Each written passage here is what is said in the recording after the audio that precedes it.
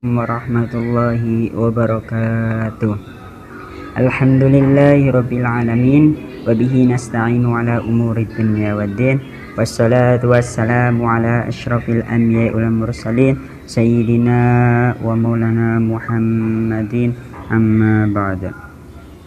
Alhamdulillah, di pagi menjelang siang hari ini, tepatnya di hari Kamis, sehari sebelum menjelang bulan suci Ramadan, alhamdulillah saya bisa menyempatkan untuk membuat video edukasi untuk teman-teman semua.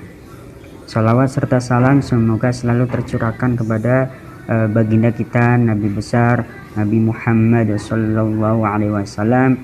Semoga dengan salawatnya kita termasuk ke dalam golongan orang-orang yang mendapatkan syafaat di yaumil akhir nanti. Amin amin ya rabbal alamin. Baik teman-teman semua, saya di sini akan mendiskusikan atau mempresentasikan hasil dari diskusi kami bersama kelompok-kelompok untuk mendiskusikan tentang manajemen pembiayaan. Nah, untuk apa tujuannya? Adalah untuk memenuhi tugas mata kuliah manajemen keuangan syariah dengan dosen pembimbing Bapak Miftahuddin SPD ME. Oke. Nah, tim penyusun dari presentasi dan pembuatan makalah kali ini yaitu saya sendiri Khairuddin, yang kedua saudari Widadiyah Adilah, dan yang ketiga yaitu saudara Muhammad Ridho. Itulah tim penyusun dari pembuatan makalah kali ini. Nah, kita akan membahas tentang satu, pengertian manajemen pembiayaan bank syariah, yang kedua bentuk-bentuk pembiayaan bank syariah, yang ketiga sistem pembiayaan bank syariah, yang keempat macam-macam pembiayaan bank syariah, yang kelima fungsi dan tujuan pembiayaan bank syariah, dan yang terakhir yang keenam analisis pembiayaan bank syariah. Itulah tujuan dari tema pembahasan kali ini. Ke slide selanjutnya. Nah, poin pertama tentang pengertian manajemen pembiayaan bank syariah, di mana adalah sebuah proses perencanaan, pengorganisasian, pengkoordinasian, dan pengontrolan sumber daya yang dilakukan oleh bank yang dijalankan kegiatan usahanya berdasarkan prinsip-prinsip syariah. Dalam hal ini, pemberian fasilitas keuangan atau finansial yang kepada pihak lain berdasarkan prinsip-prinsip syariah untuk mendukung kelancaran usaha maupun untuk investasi yang telah direncanakan. Itulah sedikit pengertian dari manajemen pembiayaan bank syariah yang kami rangkum. Kemudian poin yang selanjutnya yaitu tentang bentuk-bentuk pembiayaan bank syariah. Di sini kami ada 3 bentuk yang telah kami rangkum dari pembiayaan bank syariah. Yang pertama yaitu tentang pembiayaan mudharabah dan istisna, yang kedua tentang pembiayaan ijarah dan IMBT, dan yang ketiga tentang pembiayaan mudharabah. Di mana yang namanya murabahah di sini memiliki pengertian yaitu akad jual beli barang dengan menyatakan harga perolehan dan keuntungan atau margin yang disepakati oleh penjual dan pembeli. Itu sedikit pengertian dari murabahah. Kemudian yang kedua itu pembiayaan ijarah dan IMBT, di mana ijarah memiliki pengertian yaitu memanfaatkan barang atau jasa dengan membayar imbalan tertentu. Itulah ijarah. Dan yang terakhir tentang pembiayaan mudharabah, di mana pembiayaan mudharabah memiliki arti yaitu akad yang telah dikenal atau dalam artian telah banyak dikenal sejak zaman Nabi, di mana mudharabah tersebut ini memiliki faktor-faktor yang harus ada, seperti rukun-rukunnya. Satu, pelaku dari usaha tersebut, objek mudharabah yang digunakan, terus persetujuan kedua belah pihak, dan yang terakhir yaitu nisbah atau keuntungan dari pembiayaan mudharabah tersebut. Itulah dari bentuk-bentuk pembiayaan bank syariah. Lanjut tentang poin ketiga tentang sistem pembiayaan bank syariah, di mana sistem pembiayaan bank syariah di sini merupakan salah satu tugas pokoknya bank, yaitu pemberian fasilitas penyediaan dana untuk memenuhi kebutuhan pihak-pihak yang merupakan defisit unit. Nah, di sini menurut sifat penggunaannya, pembiayaan dapat dibagi menjadi dua hal. Satu, pembiayaan produktif, yang artinya pembiayaan yang ditunjukkan untuk memenuhi kebutuhan produksi dalam arti luas, yaitu untuk meningkatkan usaha, baik usaha produksi, perdagangan maupun usaha investasi. Yang kedua, pembiayaan konsumtif, di mana memiliki arti pembiayaan yang digunakan untuk memenuhi kebutuhan konsumsi yang akan habis digunakan untuk memenuhi kebutuhan. Itu menurut sifat penggunaannya. Kemudian menurut keperluannya, pembiayaan produktif dapat dibagi menjadi dua hal. Yang pertama, pembiayaan modal kerja, yang memiliki arti pembiayaan untuk memenuhi kebutuhan peningkatan produksi dan bentuk keperluan perdagangan atau peningkatan utility dari suatu barang. Yang kedua, tentang pembiayaan investasi, di mana memiliki arti yaitu untuk memenuhi kebutuhan barang-barang modal serta fasilitas-fasilitas yang erat kaitannya dengan itu. Nah, itulah sistem pembiayaan dari bank syariah. Kemudian lanjut ke poin keempat tentang macam-macam pembiayaan bank syariah, di mana di sini ada 5 poin macam-macam pembiayaan bank syariah. Yang pertama tentang pembiayaan modal kerja syariah, yang kedua pembiayaan investasi syariah, yang ketiga pembiayaan konsumtif syariah, yang keempat pembiayaan sindikasi, dan yang kelima pembiayaan letter of credit, ya. Nah, di mana poin 1 sampai 5 ini memiliki arti atau pengertian pembiayaan modal kerja syariah. Di sini adalah pembiayaan modal kerja yang mencakup 3 hal.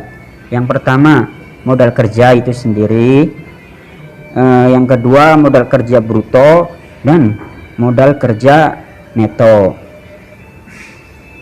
Kemudian pembiayaan investasi syariah, di mana yang dimaksud dengan pembiayaan investasi syariah yaitu penanaman dana dengan maksud memperoleh imbalan atau manfaat keuntungan di kemudian hari dari usaha yang telah dijalankan bersama. Kemudian pembiayaan konsumtif syariah, di mana pembiayaan konsumtif syariah di sini memiliki definisi yaitu kebutuhan individu, meliputi kebutuhan baik barang maupun kebutuhan jasa yang tidak dipergunakan untuk tujuan usaha.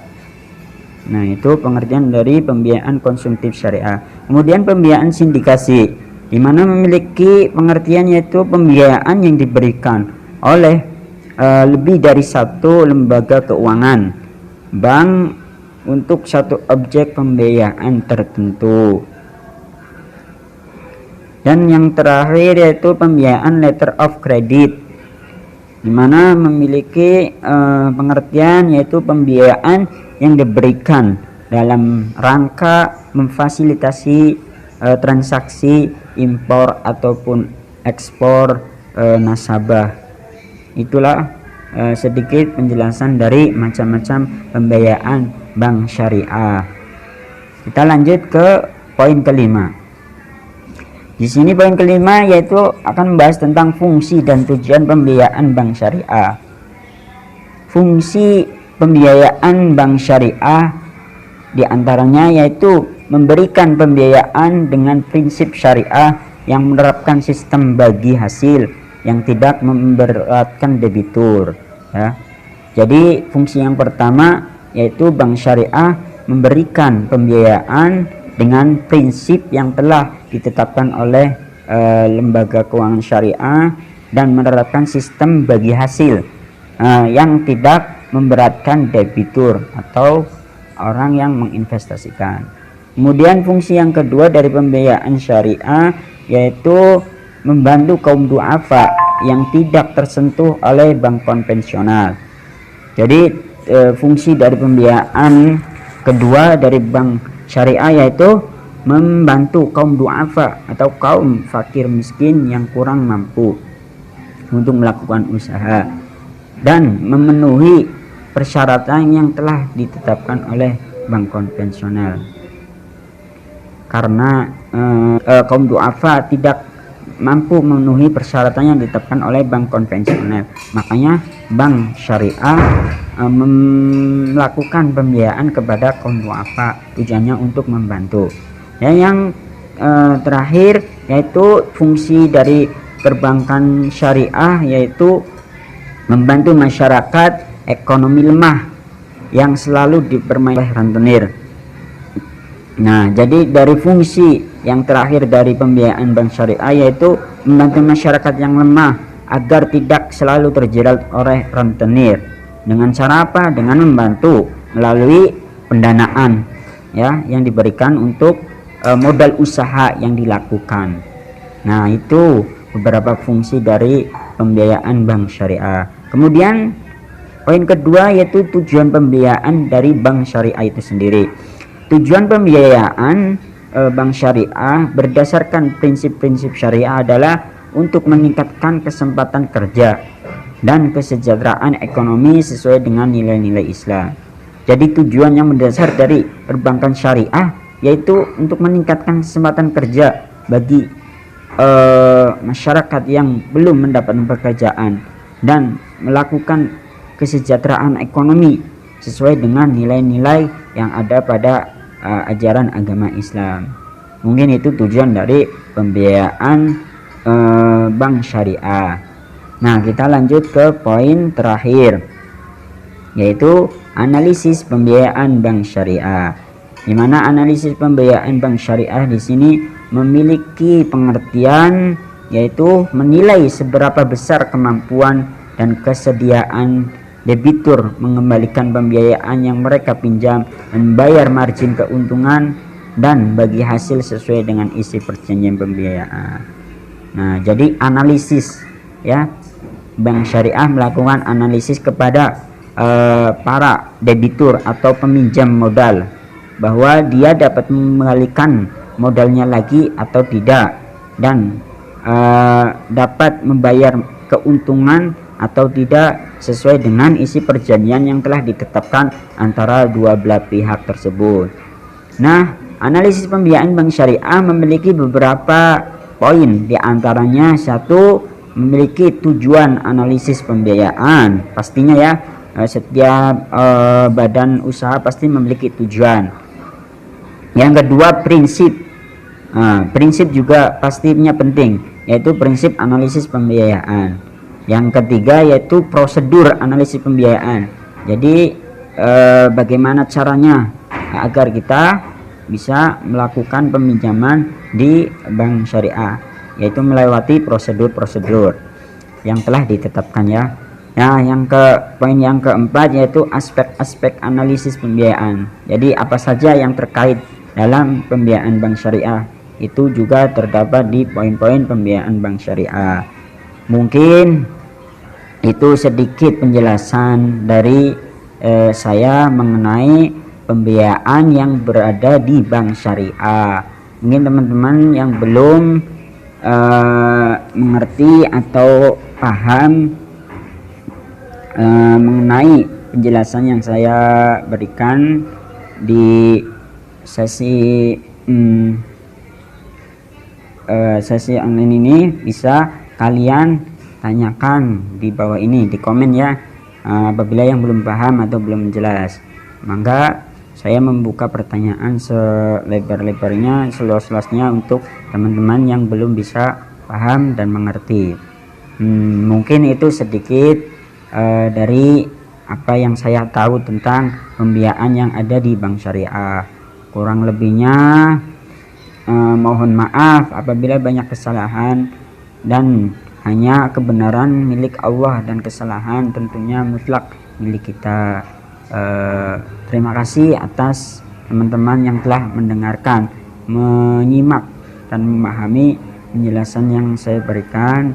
Semoga memberikan manfaat buat kita semua, khususnya buat saya pribadi. Cukup sekian dari presentasi saya kali ini. Wabillahi taufiq wal hidayah. Wassalamualaikum warahmatullahi wabarakatuh.